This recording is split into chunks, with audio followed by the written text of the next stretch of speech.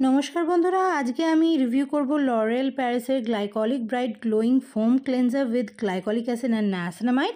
এটা একটা face wash, একটা ক্রিমি ফোমিং ফেস ওয়াশ বলতে পারো। এটা অ্যামাজন থেকে মোটামুটি 200-র মধ্যে সবসময়ই পাওয়া যায়, আর সেল চলে আরও কমে পাবে। 100 গ্রাম বা ml এটাতে প্রোডাক্টটার কোয়ান্টিটি। আচ্ছা, এটা একটা ফেস ওয়াশ, আর যেহেতু এটাতে গ্লাইকলিক অ্যাসিড আছে যেটা জেন্টলি এক্সফোলিয়েট করে স্কিনকে, তো আমি বলবো যে এটা 2-3 বেলা করে তো ইউজ করা উচিত না। যদি তুমি আগে এক্সফোলিয়েন্টস ইউজ করে থেকে থাকো তাহলে আমি বলবো দিনে একবার করে তুমি ইউজ করতে পারো। আর যদি কোনো দিন কোনো রকমের অ্যাসিড বা অ্যাক্টিভ ইউজ করোনি তাহলে আমি বলবো 2 দিনে একবার করে ইউজ করো। তো দেখতেই পেলে একদম ক্রিমের মতো টেক্সচারটা ছিল, আর আমার স্কিনটা অল্প ভিজে ছিল। এখানে যদি জলটা আরেকটু বেশি করে দাও আরেকটু ফেনা হবে, কিন্তু সেটাও খুব মানে থিক ফেনা নয়, একটা মিহি ফেনা হয়, ঠিক আছে, ফোমিং ফেস ওয়াশে যেরকম সাধারণত হয়।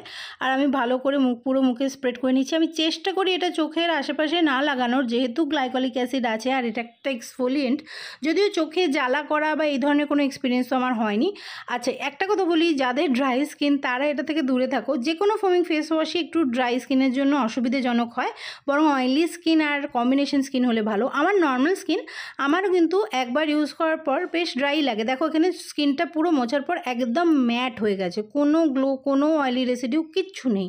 তো অয়েলির থেকে স্কিন হলে তোমার খুবই ভালো লাগবে, সেক্ষেত্রেও আমি বলবো কিন্তু দিনে একবারের বেশি ইউজ করো না। আমার জিনিসটা ভালো লেগে গেছে। এবার দেখো দাগগুলো ফেড করে কিনা সেটা তো 4-5টা বটল ইউজ না করলে বোঝা যাবে না, এমনিতে ফেস ওয়াশটা ভালো।